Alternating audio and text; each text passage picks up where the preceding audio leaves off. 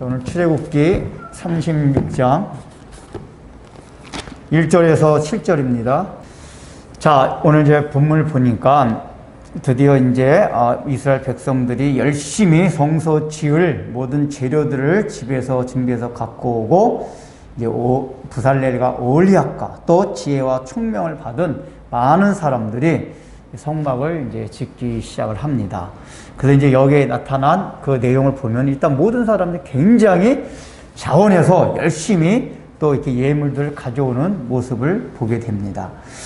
우리가 이제 요 본문 이제 딱 자체에 들어가기 전에 그 서두에 이제 그런 말씀을 좀 드리고 싶어요. 이 사람들이 지금 예물을 열심히 갖고 오고 있었잖아요. 근데 이 예물이 사실은 어디서 나온 예물이죠? 원래 이스라엘 백성들 중에 있었던 예물이 아니라 애굽에 있었던, 그러니까 애굽은 출애굽기적으로 따진다면 완전 세상이거든요. 세상에 있을 때의 세상 사람들이, 특별히 세상 사람들, 그러니까 애굽 사람들이 여기 이제 보면 예물들 가운데 우상 숭배할 때도 그랬는데, 이게 사람 몸에 이렇게 그 뭐라고 장식하는 그것들이 많았어요. 귀걸이, 코걸이, 뭐 하여간. 근데 그게 이제 고대 사회에서는 이 사람 몸에 장식하는 거, 귀걸이, 코걸이, 뭐 이런 것들이 다 어떤 거와 관계가 있었냐면 우상숭배와 관계가 있었답니다. 우상숭배. 그러니까 이제 우상숭배하러 나갈 때 이 사람들이 자기네들이 믿는 신한테 최대한 잘 보이기 위한 차원에서 제일 좋은 재료를 가지고 아름답게 장식하는. 그래서 이게 종교 심리학자들은 사실 그런 얘기도 해요. 화장이라는 게 사실은 무속 신앙으로부터 시작이 됐다, 이렇게 주장하는 학자도 있어요. 왜냐하면 이제 무속 신앙이 실제로 무당들도 이렇게 굿하기 전에 엄청나게 치장을 한대요. 그러니까 이제 그게 왜 그러냐면 무속적인 게 신앙의 개념은, 우상 숭배하는 사람 신앙 개념에는 신 앞에 가는 게 두려운 거예요. 두려워. 그래서 화장이란 건 뭐냐면은 가리는 거예요. 가리고 또 인간의 어떤 걸 이렇게 좀 이렇게 보이고 싶어 하는 거. 그래서 파운데이션으로 가리고 루즈로 더 이렇게 보이고 이쁘게 보이고. 물론 이제 지금은 이제 그런 의미는 아니지만은 원래 인류의 그 화장의 시작이 그 종교의 제의 때부터 시작됐다고 얘기하는 그 학자들이 있거든요. 이게 나름대로 일리가 있어요, 들어보면은. 그러니까 실제로 이제 이집트에서도, 애굽에서도 그 자기네들 신정 가거나 우상 숭배할 때는 온갖 치렁치렁 나름대로 화장도 하고 귀걸이 금고 다 했단 말이에요. 그러니까 이 사람들이 갖고 있었던 모든 귀금속들이 다 실제는 뭐냐면은 우상 숭배했던 재료들이었어요. 우상 숭배 재료들. 근데 하나님이 애굽을 탈출할 때 싹 다 자원해서 내놓게 하잖아요. 내놓게 해서 이스라엘 백성 사용하게 합니다. 여기서 우리가 이제 생각할 게 있어요. 원래는 이게 세상 사람들이 자기네들의 신을 섬기기 위한 우상 숭배의 재료로 쓰였던 건데, 세상에 막 살기 위해서 쓰였던 재료들인데, 이것을 하나님의 백성들이 사용할 때는 하나님의 성전을 사용하는 것으로 바꿨다. 이제 우리가 오늘 본문 자체에서는 안 나오지만은 요 35장서부터 이게 쭉 읽어오면서 전체적으로 그런 메시지를 받을 수가 있어요.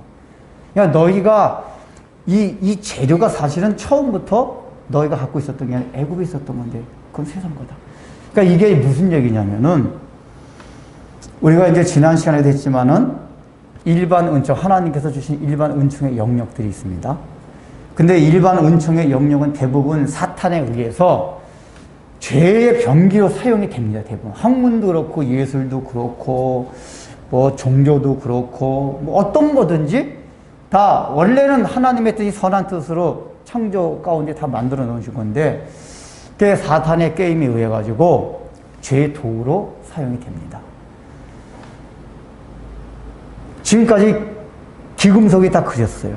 그런데 은혜를 받은 이스라엘 백성들에 의해서 이것이 성소의 재료로 사용됐듯이 우리들도 그렇다는 얘기예요. 이게 우리가 이제 어떤 오류를 범하냐면은 예수를 잘 믿고 신앙생활 잘하는 사람일수록 세상의 학문, 뭐 세상에서 일하는 거, 이런 걸 무시하는 경향이 많아요. 그러니까 예를 들면 목회자 같은 경우는 이런 게, 우리는 오직 성경만 알면 된다. 이런 분들이 있어요. 근데 이제 그런 우스갯소리가 있어요. 성경만 알면 성경을 모른다. 그리고 신학자들이 하는 우스갯소리가 그게 있거든요. 이게 왜냐면은 실제로 실제로 성경만 알기 위해서도 이 성경을 이해하기 위한 고대 근동의 사회, 문화적, 종교적 모든 인문학적 이 배경들을 실제 알아야 되거든요. 신학적으로는. 그러니까 성경만 안다고 하는 사람은 주로 사고방식이 뭐냐면 성령이 직접 계시해주는 뭐 이상한 방법 해가지고. 그러니까 예를 들면 목회자들이라 할지라도 말씀을 잘 전달하고 하나님의 맛을 잘 깨닫기 위해서는 인문학적 소양도 필요하다 그 얘기, 이를테면. 근데 우리가 이제 우리 목사님들 중에서도 더 신령하다고 생각할수록 그런 인문학적 소양을 싹 무시해버리고 난 성경만 있으면 돼. 이게 좋은 게 아니라는 얘기예요. 그러니까 원래 인문학, 그런 철학이나 뭐 심리학이나 뭐 이런 것 자체는 사실은 세상에서는 다 우상숭배로 사용돼요. 그 심리학도 사실은 지금 프로이드가 심리학의 대가인데 그 프로이드가 말한 건 다 그거거든요. 그 어떤 성적 그 동기에서 모든 인간의 행동을 이렇게 규정짓는단 말이에요. 근데 그건 성경적이 아니에요. 그런데 심리학도 그렇고 다른 종교, 불교, 유교, 이슬람 어떤 종교도 보면 다 비성경적이에요. 그러나 보면은 부분적으로 파편의 진리 같은 것들이 있어요. 왜냐 처음부터 그게 아니었기 때문에. 근데 우리는 그런 것들은 다 원래 저 사단이 도구로 사용하기 때문에 할 필요가 없다!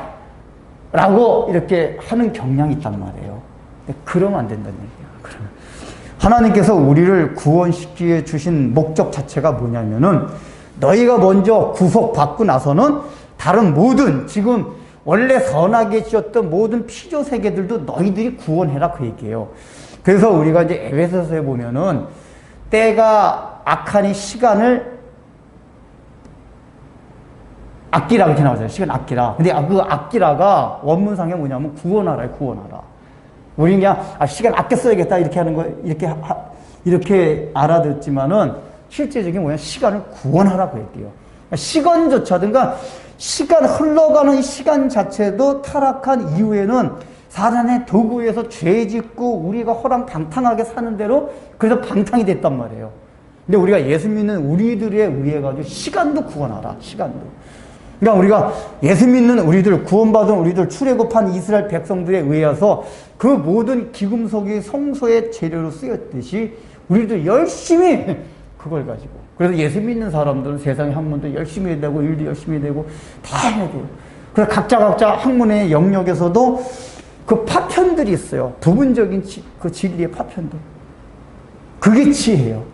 그 지혜가 있다 보면 그런 부분적인 파편에 있는 진리들을 성경으로 조명해가지고 야 이게 어떻게 하는 거다. 그래서 세상의 학문과 정치, 경제 모든 거에 성경적 조명을 해주는 거예요. 이게 지금 출애굽해서 은혜를 받은 이스라엘 백성들이 애굽에서 갖고 나온 기금속으로 성소를 짓는 그 의미가 오늘날 우리 시대에 영적으로 재해석한다면 그렇게 된다 그 얘기예요. 그래서 여러분들이 그러니까 이거는 애굽에서 우상숭배했던 그런 물건들인데 이렇게 하면 안 된다 그 얘기예요. 그래가지고 그 일반 은총의 영역에 있는 것들 여러분 열심히 다 배워야 됩니다. 배워야 돼요. 그래서 제가 가끔가다 하는 얘기지만은 예수 믿는 사람들이 이렇게 비상식적이 되거나 비이성적이 되면 안 된다는 얘기가 그래서 그런 거예요. 하나님이 일반 이 은총의 영역 가운데 있는 거 열심히 배워요. 그러나 우리가 거기에 쏠리면 안 돼요. 그거를 성경 가지고 이제 조명을 할 수가 있어야 돼요. 그래서 우리가 좀 여러분이 그런 의미에서 여러분들이 세상에서 하는 일 자체가 다 귀하다는 얘기예요. 저는 그래가지고 좀 우리 예수 믿는 학생들이 무슨 좋은 대학 가려고 공부 열심히 하지 말고 이거 학문에도 부분적인 진리들이 있단 말이에요. 모든 학문에 다. 야, 이걸 해가지고, 이걸 깊이 연구해가지고, 여기에 성경을 조명해가지고, 뭔가 진리를 밝혀내겠다. 아, 이런 얼마나 자연과학을 하든, 인문과학을 하든, 사회과학을 하든, 그런 마인드로 공부를 하면은, 제가 볼 때는 성경적 조명도 되고, 그 학문에 있어서 더 뛰어난 업적도 남길 수 있어요. 사실은. 옛날에 그런 과학자가 있었거든요. 이게 해류를 발견한 사람 있잖아, 해류. 제가 그 사람 이름을 잊어버렸는데, 해류를 발견한 사람이 크리스찬이에요. 근데 이 사람이 성경을 읽다가 시편 같은 데 보면은 바다가 유속에 대한 이렇게 자세히 읽어보면 바다도 속력이 다 다르다 이런 표현들이 나오는 것들이 있어요. 그러니까 이제 무심코 보면 모르는데, 그러니까 그 사람이 그걸 읽다가 옛날 사람들은 바다에도 유속이 있고 뭐 해류 갖고 이러고 몰랐거든요. 많이 다니지 않았겠어요. 그 성경을 보다가 이 사람이 학자니까 학문도 열심히 하고 있었던 거죠.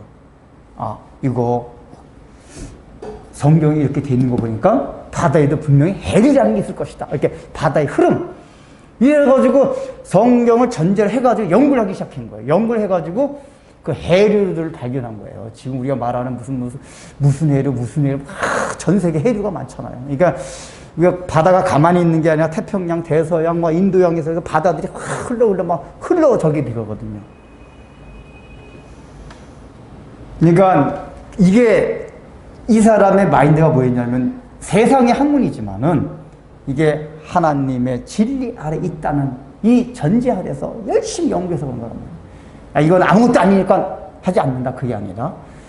그래서 우리가 좀 이 세상의 일반 은총에 있는 영역에 있는 것을 열심히 하다 보면은 장사하면 장사하는 가운데 거기서 하나님의 진리가 발견될 수가 있어요. 그래가지고.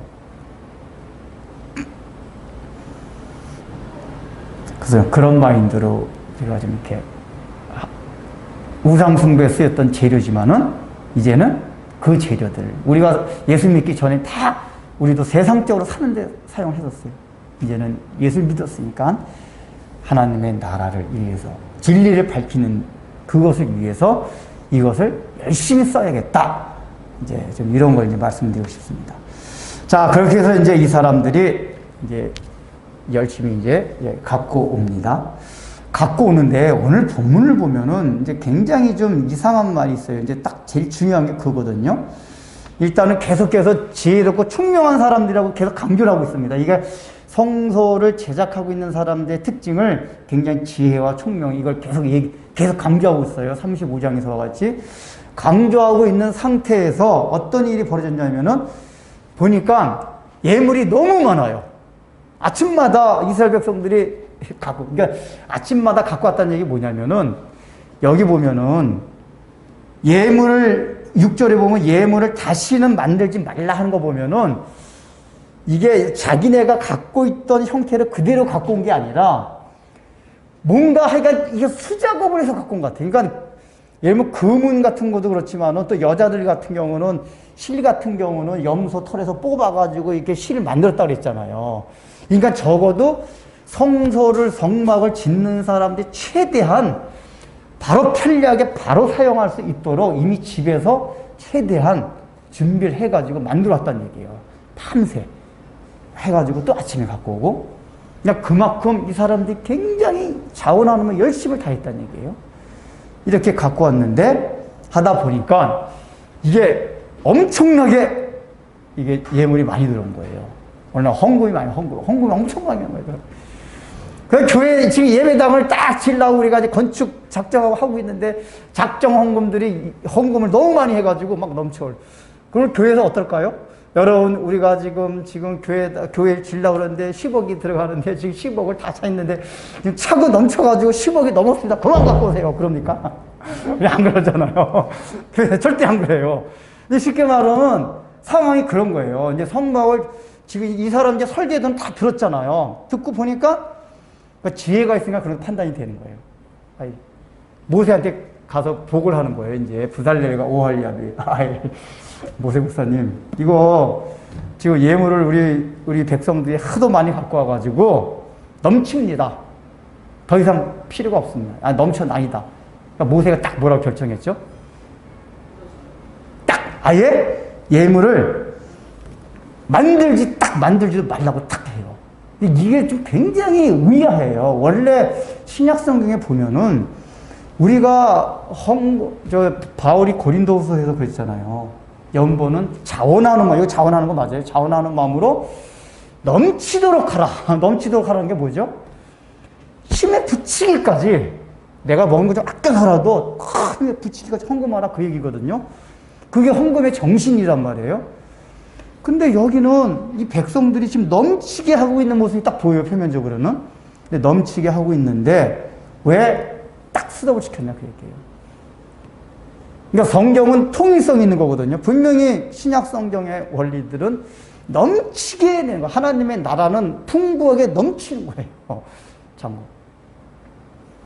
일단은 이제 넘치는 것까지만 딱 잘라서 하면은 이렇게 하나님의 나라는 넘치는 곳입니다라고 설교를 할 수가 있어요. 목사님들이. 그러니까 여러분, 우리가 은혜를 받으면은 하나님의 사랑을 깨닫게 되면은 복음을 깨닫게 되면 자원하는 마음으로 열심을 내가지고 헌금, 봉사 모든 게 다 해가지고 교회에서 어떤 하나님의 일을 해가는 데 있어서 전혀 부족함이 없도록 차고 넘치는 게 교회다. 이렇게 설교할 수가 있어요. 요것까지만 있으면 여기 나무미 5절까지만 있으면 쓰기에 나무미 있나이다. 이게 상태야. 역시 하나님의 나라는 이런 거구나. 이렇게 자원하는 마음으로 하니까. 그런 부분도 있을 수가 있어요. 원리대로 하시면은 하나님이 이걸 모세도 이걸 칭찬하고 하나님도 칭찬하셔야 되잖아요. 근데 이 사람들이 또 이 복을 했다는 얘기는 왜 그랬죠? 이게 지금 의미가 뭐냐면 이 원문상의 뉘앙스가 뭐냐면은 넘쳐가지고 그냥 좋아 죽겠나이다 이 얘기가 아니에요. 걱정이 돼서 하는 거예요 지금. 이 부살렐과 오홀리압이 모세한테 보고한 게 지금 기뻐가지고 모세 목사님 교인들이 헌금 너무 많이 해가지고 지금 이야 막 차고 넘칩니다. 우리 교회 재정이 기뻐서 한 게 아니라 근심되는 얼굴 와가지고 목사님 우리 지금 성막 설계들 보니까 딱 요것만 있으면 되는데 지금 막 차고 넘치는데 이거 어떡합니까 이거 걱정이 되세요. 이게 우리가 의아할 수 있는 거예요. 왜 그랬을 것 같아요?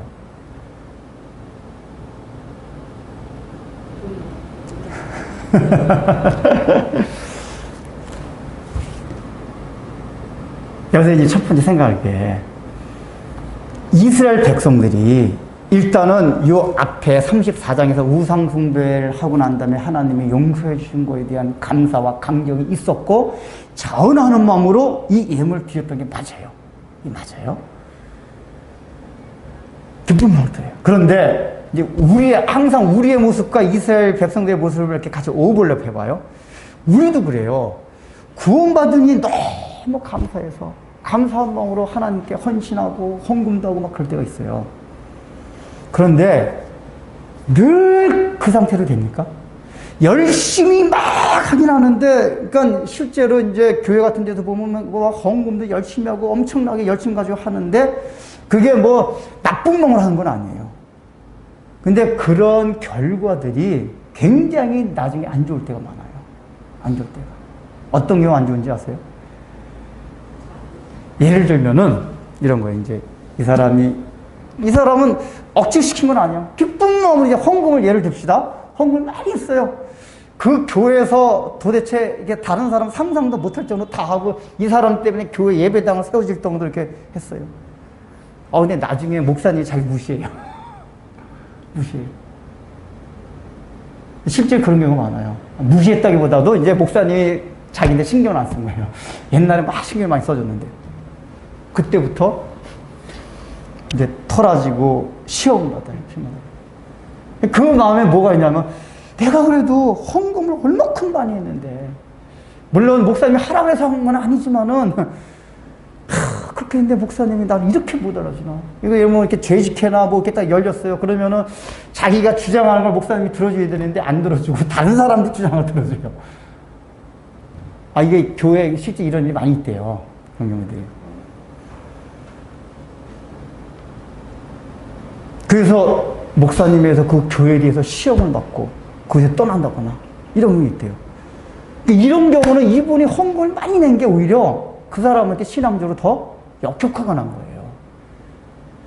그러니까 이게 그 사람뿐만의 문제가 아니라 예수 믿는 모든 사람들이 범할 수 있는 오류들이에요, 이게요. 근데 그런 오류들이 왜 일어날까요? 이게 이게 우리는 구원을 받았다 해도 계속해서 끊임없이 나오는 게 뭐냐면 인간, 내가 뭘 하고 인간의 열심, 인간의 노력. 이게 성경이 끊임없이 이렇게 가르쳐줘요. 나도 모르게. 지금 여기서 부살렐과 올리압이 일단은 걱정스러운 의미로 보고를 했단 말이에요. 그러니까 이 사람들이 역시 지혜와 총명, 하나님이 주신 하나님의 영에 감동시킨 지혜가 있기 때문에 이걸 한 거예요. 보통 같으면, 우리 보통 목사님들 같으면, 야, 얼마나 좋아요. 지금 저 같아도 뭐 헌금 많이 들어온다 해가지고 그만 갖고 이러지 않을 거예요. 그만 가자. 물론 지금 어떤 목표도 없지만은, 그만. 근데, 딱 써주시겠어요. 딱 보니까 설계도상 요것만 있으면 딱 된다. 일단 왜 그랬을 것 같아요? 거기에 이 사람들이 하나님의 영에 감동한 지혜가 있었던 거예요. 이 사람들은 자기네들이 이제 원래 하나님 계속 강조했던 게 뭐죠? 모세에게 주신 식양대로 성막을 지으라고 계속해서 말씀해 주셨어요. 이거 계속 들었단 말이야. 지혜가 있으니까 그 말씀을 계속 이거 식양대로만 쳐야 된다. 근데 딱 봐요. 설계도를 이제 이 사람들이 그쪽 전문적인 지식이 있으니까 설계를 딱 보니까 감이 나올 거 아니에요. 어떤 감이죠? 허줄부리한 감. 이게 이 사람들이 지금 애굽에 있었단 말이에요. 애굽의 신전들은 봐봐요, 여러분. 스핑크스 피라미드 스핑크스 이거 봐봐요. 그 이집트 신전들, 블레셋 신전들 봐봐요. 얼마나 의리의리하고 어마어마해요. 그 가짜 신을 모시는 신도 그런데. 이 사람이 처음에 딱 봤을 때는 설계도상 대강 보니까, 야, 근데 이게 금이라는 게 뭐 어디 번쩍번쩍 빛나게 하는 게 아니라 어디 막 다른 데 쓰이고 막 금도 아마 의아한 마음도 있었을지도 몰라요. 왜냐면 하나님이 이게 임재하시는 뭔가 그 집을 짓는다 그러니까 이 사람들 나름대로는 애굽에서의, 왜냐면 사람이라는 거는 이 생각 자체가 그럼 확 다 바뀌는 게 아니란 말이에요. 그래서 그때마다 아니다. 오직 하나님께서 주신 식양대로만 지어야 된다. 이런 걸 막 다짐했을 거예요. 근데 이게 예를 들면은 이게 예물이 많아지잖아요. 헌금이 많아가지고 예물이 많이 들었잖아요. 그러면 어떤 마음이 드냐면, 야, 하나님이 이렇게 예물이 많이 들어왔으니까 이걸 가지고 이제는 금을 여기다 이게 예를 들면은 이제 그 벗개 만들 때도 어떤 데는 금을 붙이고 어떤 데는 금을 안 붙이고 그런 게 있잖아요. 그러니까 벗개 같은 것도 겉에만 금으로 씌우는 거란 말이에요. 근데 금이 이렇게 많이 들어왔으니까 하나님 뜻이 아마 설계 주셨지만은 안까지도 싹 금으로 하고 조각목이고 보다 안에까지 금으로 하고 딱 씌우자. 이런 생각을 했을 가능성이 충분히 있어요, 인간이. 근데 이 특별히 성령의 감동을 받았다는 게 그리 중요해요. 이 사람들은 자기네들이 연약한 존재라는 걸 알았던 거예요. 그래서 아니야, 많이 들어오면은 우리가 혹시라도 성막을 제작하다가 혹시라도 하나님이 주신 식양대로 하지 아니하고 우리의 생각과 우리의 뜻대로 이게 금이 많으니까 1g 넣고 2g 넣는다든지 이렇게 할 수 있다. 그리고 주게 된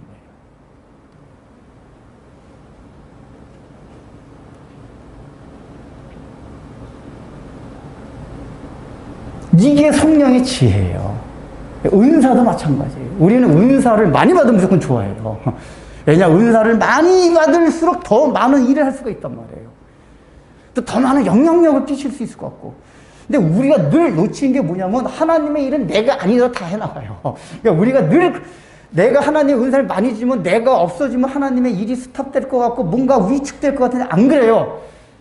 내가 안 하면 하나님 어떤 다른 사람을 나무 막대기로 세워 또 쓰세요. 이게 하나님의 나라의 원리거든요. 근데 우리는 내가 은사를 받고 능력을 받고 그러면 내가 없어지면 교회도 다 망할 것 같고 막 그런 생각을 많이 해요, 우리가. 그래서 은사를 가능한 한 많이 달라고 합니다. 많이 달라고 해요. 목사님들이. 주의 큰 종이 되기 위해서 은사도 많이 주시고 능력도 주시고 설교자라는 능력 뭐 병 고치는 어떤 목사인데 기도하면서 기도하는 거 옆에서 막 소리내서 하도 이분이 크게 가지고 저절 들리더라고요. 저는 이제 묵상하고 들려요. 네. 설교도 제일 잘하게 해주시고 뭐 신유에 온갖 다 하시더라고요. 그래서 아유 저 양반은 참 욕심도 많으시다. 한 가지만 해도 참 저기 할 텐데. 근데 이게 나쁘고 그런 것보다는 우리가 대부분 다 그래요. 이분은 목회를 잘하기 위해서 그런 거란 말이에요. 목회를 잘하기 위해서. 근데 이게 굉장히 위험합니다. 은사 많이 받고, 그러니까 성령의 지혜가 없는 사람들은 은사 충분히 다 받아가지고 나중에 자칫 잘못하면 망해요. 망한다는 게 이단들이 다 그래요. 박태선, 문선명 이런 사람이 은사가 많아. 처음부터 사탄의 역사가 아니에요. 처음에는 신비한 역사를 많이 했어요. 이 사람들한테. 저희 아버지가 옛날에 박태선 장로가 이게 한강 백사장이었대거든요. 아버지가 그러는데 진짜 막 안진뱅이도 일어나고 막 별별 이런 게 다 일어났대요. 오죽하면은 그 박태선이 장로인데도 목사님들이 따라다녔겠어요. 얼마나 능력이 많았으면 그냥 벌떡벌떡 일어나고 말씀을 선포 막 불이 났대. 불이 막 그냥 막 그렇게 막 우리 10년 가운데서 막 사람들이. 저희 아버지도 은혜 많이 받았다 그러더라고요. 아이가 그런 얘기하는데 한강 백성회 할 때.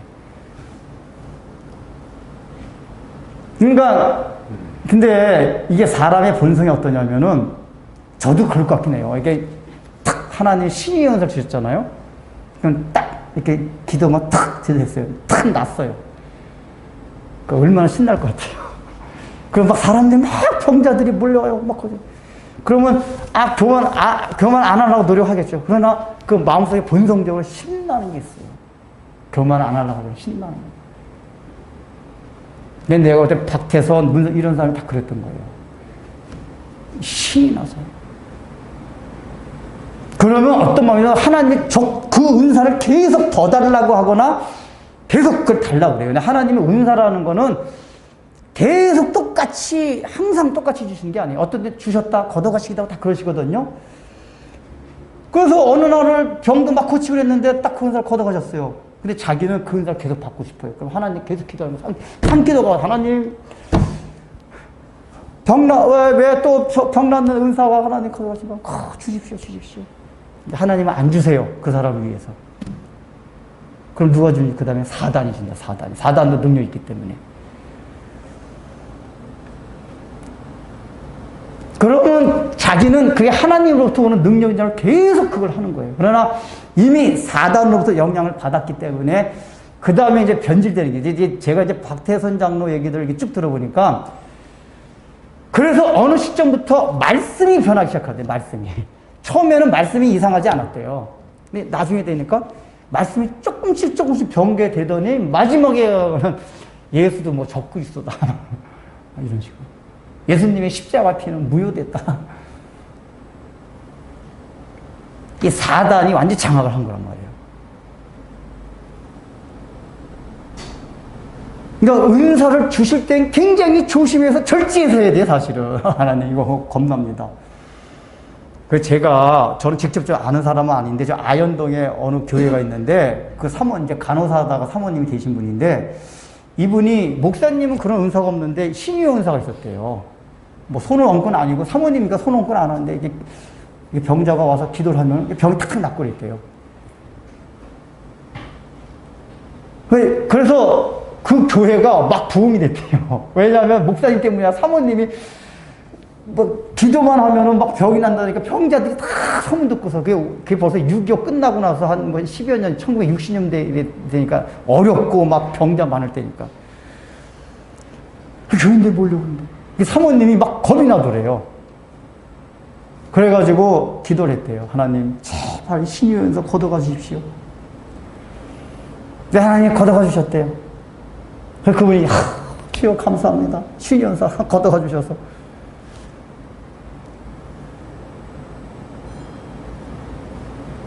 이게, 그러니까 그 사모님이 여기 부살렐과 오을약과 같이 성령의 지혜가 있었던 거예요. 성령의 지혜. 이 사람들은 자기네가 잘못했기도 하나님의 시간대로 해야 되는데 시향리를 하지 못했어요.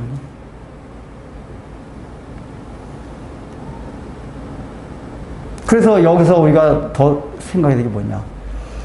은사가 적고 많고 이런 거 가지고 우리가 고민할 필요가 없다는 얘기예요. 하나님이 주신 그대로 거기서 작으면 작은 대로 크면 큰 대로 그것까지만 하면 돼요. 그게 우리가, 그러니까 하나님은 딱 여기서도 이게 모세가 딱 그만 가져와라 그 얘기죠. 이 얘기 뭐냐면 하나님의 일을 하나님이 하신다 그 얘기예요. 물건이 많아서가 아니다. 이 예물이 많아서 하나님의 성막을 지어가는 게 아니라 어차피 그거 다 애굽에서 내가 너희들에게 준 거 아니냐고. 이게 사실 예물들이 이 사람들이 갖고 왔지만은 원래 이집트 백성들한테 있던 걸 하나님이 거의 뺏어다시피 해가지고, 그러니까 뺏어다시피 한 건 이집트 사람들 마음속에 그냥 막 두려운 마음을 일으켜가지고 막 저 출애굽할 때 이스라엘 백성 준 거란 말이에요. 하나님 거예요, 어차피. 근데 하나님 건데 내 거기 때문에 내가 딱 필요한 만큼 하면 된다. 그러니까 너희들도 그거 가지고 더 많이 있어야지, 더 뭐 하나님의 집을 잘 짓겠거니, 하나님을 더 잘 알겠거니 생각하지 말란 얘기예요. 이게 교회 안에서만 있나요? 우리가 이런 얘기 되게 많이 했지만 우리가 그런 사고방식이 얼마나 강한가요? 공부를 잘하고 돈을 잘 벌고 성공을 하고 뭐 말단 사원보다는 사장이 되고 그래야지 하나님의 일을 잘할 수 있다. 이런 사고방식이 너무 강해요, 우리가요. 그것도 아니란 얘기예요. 교회 내 은사도 그렇고, 그런 건 없고. 그냥 하나님이 주신 은사와 작은 대로, 큰 대로. 하나님이 주신 시정대로, 그러니까 딱 하면 하나님이 다 하신다, 그 얘기예요. 그러니까 우리가, 참 어떻게 보면 우리 신자들이 이 성령의, 하나님의 일을 하는 성령의 지혜가 있어야 되는데 성령의 지혜가 없는 거예요.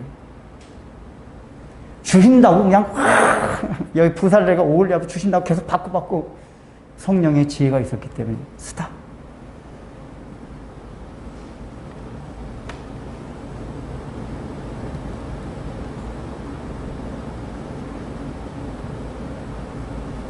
많이 받는 게 중요한 게 아니라 은사와 축복은 하나님의 나를 이루어가는 필요한 것만큼만 받으면 돼요. 우리가 각자 가지고 있는 재능과 은사와 모든 것들은 하나님 딱 필요한 것만큼 주신 거예요. 우리 이걸 명심해야 됩니다.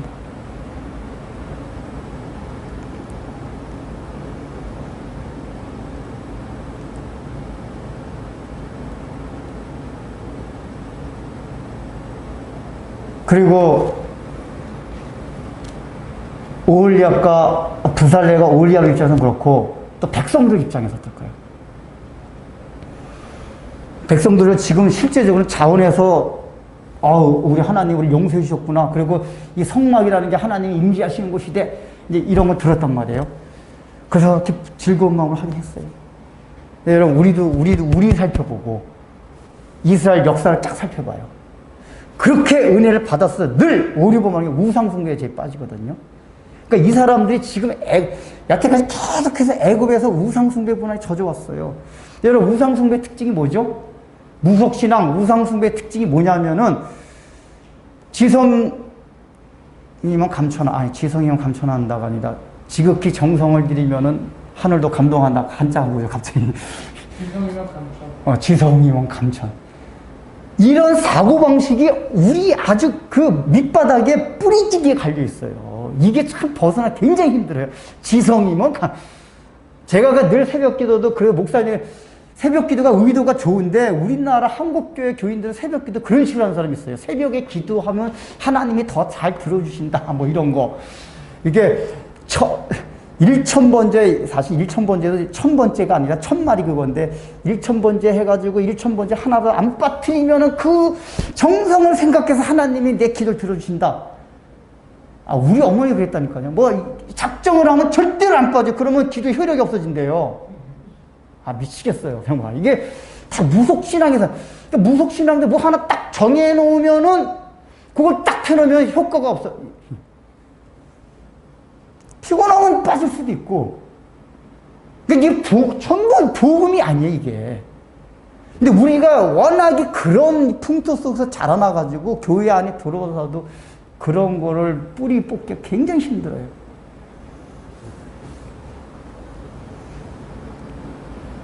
근데 이 사람들은 우상숭배, 지극정성이면 우리 하나님이 감동한다. 그러니까 기쁜 마음을 내긴 돼요. 근데 이거 막 내면 또 우리 하나님께서 나에게 복도 주시고 칭찬해 주시고 막 저기 해 주시겠지. 그런 마음이 있었을까 없었을까요? 애국에 살아온 그 앞으로 광야에서 하는 꼬라지들 보면은 당연히 그런 마음이 있어요. 이 백성들 입장에서는. 그러니까 이거 막지 않으면은 어떤 마음이 드냐? 야, 우리가 예물 많이 드려가지고 저 성막이 건설됐다. 이런 악한 생각을 할 수가 있단 말이에요. 그리고 나는 너보다 더 많이 냈으니까 그래도 성막 건설된 다음에 하나님 나에게 조금 더 복을 더 주시지 않을까? 하나님이 그런 생각들을 그냥 싹을 잘라놓는 거예요, 싹을.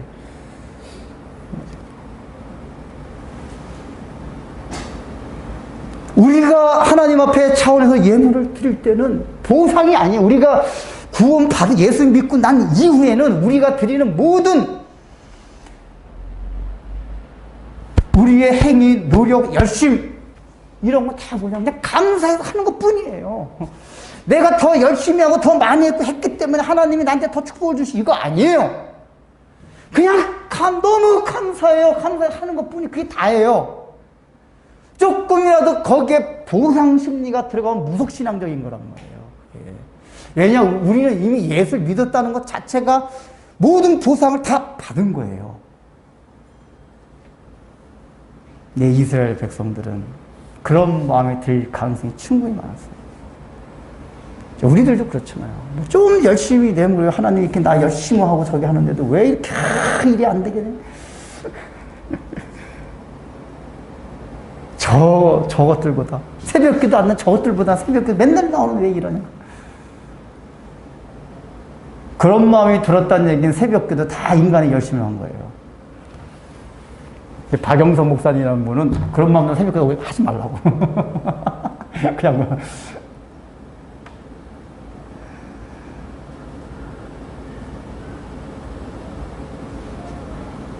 우리가 지금 본문 계속 보면서 이런 얘기가 굉장히 많이 나오죠. 본문이 왜 이렇게 이런 게 많이 나오지? 제가 이게 코로나 시기도 저는 이제 한국교회도 지금 제가 그전에 한번 말씀드렸지만은 한국교회 열심히 따라갈 세계교회가 없어요. 제가 말씀드렸잖아요. 새벽기도 금요철에 한국교회만 있어요. 다른 데는 그냥 개인적으로 이렇게 일어나서 경건한 사람은 묵상하고 이런 거 직장 나가고 이런 걸 하는데 뭐 교회 새벽마다 모여서 기도하고 이런 거 없어요. 서구 사회는. 그래서 서양 사람들이 우리나라 와가지고 깜짝 놀란대요. 그저 여의도 순복음교회 가가지고 그 뜨거운 기도할 때 그냥 주여 우리가 이게 제가 볼 때도 이게 리듬상 주여 하면 막 기도 딱 나. 서양 사람 이렇게 딱 들어서 야 그거 참 좋네 주여 삼창. 그 특히 라틴 아메리카에서 이런 걸 많이 배워왔대요. 그래서 라틴 아메리카 쪽은 거기 성량도 열정적이 해가지고 기도할 때 우리나라 말로 주여 주여 한대요. 또 로드 하는 게 아니라 주여. 막 금요철 같은 여의도 순복음교회 금요철이나 오살리 기도원 같은 데 가서 이 집회 참석 금요철에 집회 참석하고 나서 막 서양 사람들 야 한국교회가 이래서 하나님 막 감동을 한대요. 그러다가 한 6개월 지나잖아요. 그러면 실망을 한대요. 아니 우리는 한국교회가 우리보다도 그렇게 열심히 돼 있고 새벽기도에 금요철에 그냥 막 해가지고 엄청난 영적 크기 있을 줄 알았더니 서양 사람들 평가가 그렇대요. 이 신학자들이나 이게 껴있는 사람 봤을 때 한국교회 교인들의 삶은 왜 이렇게 엉망이냐? 새벽기도 왜 하냐 그런데요, 해가지고. 오히려 서구 사람들은 지금 기독교는 굉장히 양쪽으로 보면 쇠퇴가 돼 있어요. 근데 진실되게 믿는 사람들은 굉장히 진실하게 믿어요. 양이나 표면적으로 막 열심히나 막 이런 건 안 보이는데 그 군데군데에서 정말 하나님 앞에 진실되게 사는 사람, 이게 믿는 사람들은 아침에 일어나서 이렇게 혼자 탁 경건생활하고, 그리고 직장이나 가정이나 어디 가서든지 그리스도인답게, 교회에서만 그런 게 아니라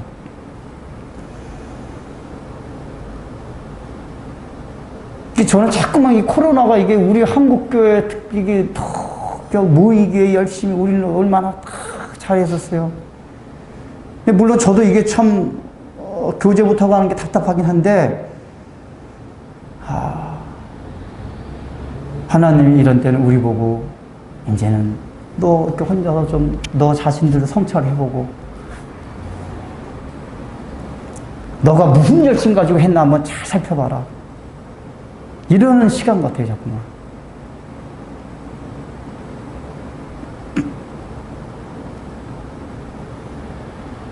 우리는 우리 한국의 특징 있잖아요. 은사가 많은 거 얼마나 자랑했어요. 그 교회에 재정이 많고, 좀 뭐 국회의원 성공한 사람도 많고, 뭐도 많고, 또 은사도 많고, 뭐 우리 목사님 설교 엄청나게 잘하셔. 또 능력이 있어. 이런 거 가지고 얼마나 자랑을 해요. 사실 목사는 설교 잘하는 것도 잘하는 거, 아무, 하나님이 은사를 줘서 잘하는 거, 설교 못하고 잘하고는 아무 상관이 없어요. 충성되게 그게 전했냐, 안 전했냐가 목회자 중요한 거지. 설교 잘해서 많은 사람을 감동시켰냐, 안 시켰냐, 이건 성령이 하시는 일이지, 사실은 우리하고 아무 상관이 없는 거거든요. 우리는 그대로 전하는 건데, 근데 우리는 자꾸만 목회자가, 설교 잘하는 능력도 하는 성령께서 받아가지고, 그 교회는 막 그냥 구름대 같이, 막, 이런 거 가지고 우리가 얼마나 자랑하고 좋아하고 하는지 몰라요. 우리 교회 재정도 헌금도 얼마나 열심히 해가지고 교인들이 그냥 재정이 얼마나 풍성한지 이러면서 우리 교회 재원이 얼마나 많은지 아냐. 우리 교회는 그냥 뭐 일만 한다면은 막 의사에 간호사에 뭐에 뭐 많아가지고 무슨 일이든지 그냥 하나님의 일을 한다 그러면 그냥 사람들이 막 몰려들어서 그 결과가 제 한국교회 이렇단 말이에요. 넘쳐났어요. 한국교회 사실은. 하나님 준 축복이 맞아요. 넘쳐났었어요. 그 넘쳐나는 거를 성령의 지혜로 그걸 분별을 못했어요. 절제를 할 줄 알았어야 되는데. 여기서 주님,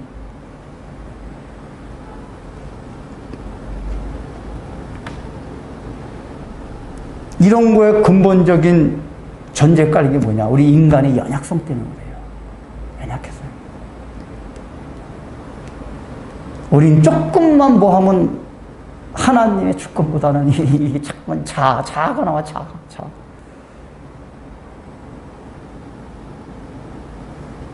여러분, 이건 늘 명심해야 됩니다. 복음은 인간이 자랑할 게 아무것도 없는 거예요.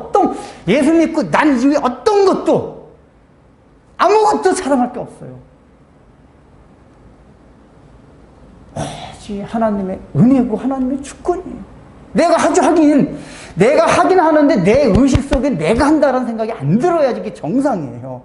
우리만 조금이라도 그런 생각이 들면 아직도 복음적으로 완전히 패러다임이 바뀌질 않은 거예요.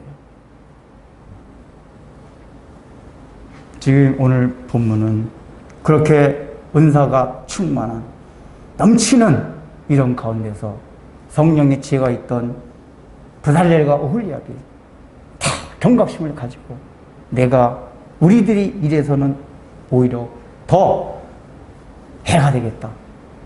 그래서 딱 얘기 듣자마자 모세도 왜 그래? 좋잖아. 이러지 않았잖아요.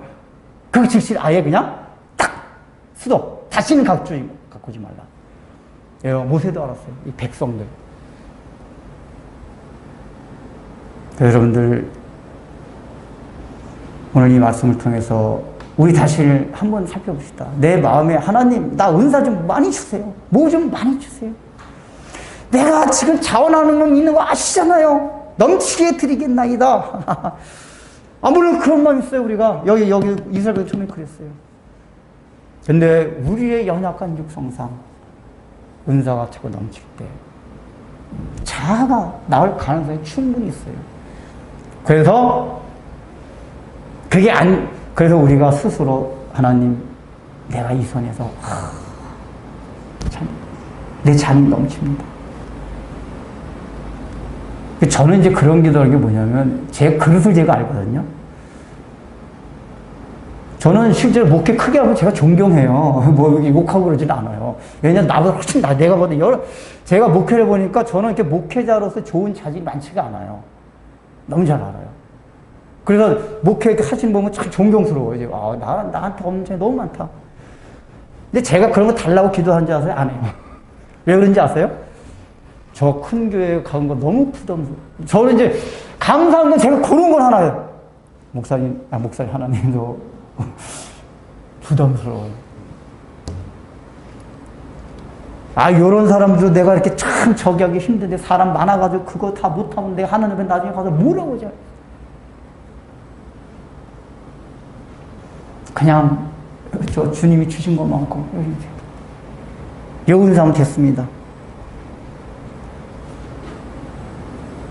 조심스럽게 그래요. 그리고 하나님이 다른 건 많이 하세요. 저는 제가 장경동 목사님께서 기도하는 목사님 많습니다. 정말 그래요. 하나님, 저 장경동 목사 잘못되지 않게 해주세요. 저분, 그 장경동 목사님 얼마나 재밌게 잘해, 얘기를. 내가 초신자들은 그런 설교 들으면은 참, 그 양반 은사예요, 은사. 그냥 만당같이 말 잘하는 은사가 있어요. 말 잘하는, 이게 잘하는 애. 근데 전 달라고 기도 안 해요, 그런 거. 근데 그거 주신 분한테 하나님, 그건 잘 주셔가지고, 하나님 나 잘 세워주십시오. 어차피 내가 하나, 그분이 하나 다 똑같아요. 하나님 나 세워줘 가는 거는. 뭐 상관없단 말이에요. 예를 들어서.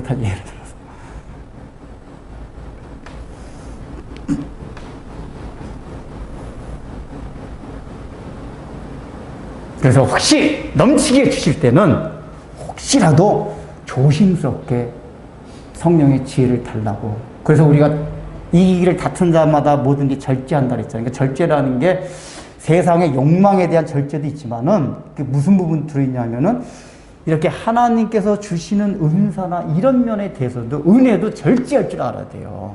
옛날에 그런 목사님 그런 얘기 많아요. 은혜 많이 받으면 절제하라고 그런 얘기 해요. 은혜가 절제가 안 되면 잘못돼요. 은혜도. 목사님 뭐 은혜나 많이 받아봤어야. 많이 받아본 경우에는 혹시 하나님이 지금 자기가 느낄 때가 있어요. 하나님은 은혜나 또 은사, 영적인 은사 퍼부어주실 때가 있어요, 실제로. 그럴 때는 정신 차리고 하나님 진짜 조심해야겠습니다. 그냥 그만 좀 주시죠. 된 것 같아요. 저 충분한 것 같아요. 그리고 혹시 너무 적은 것 같으면 그냥 거기 족하면 돼요. 이거 여기서 가지고 하나님이 주신 그대로만 잘 하겠습니다. 이렇게 하면 된단 말이에요.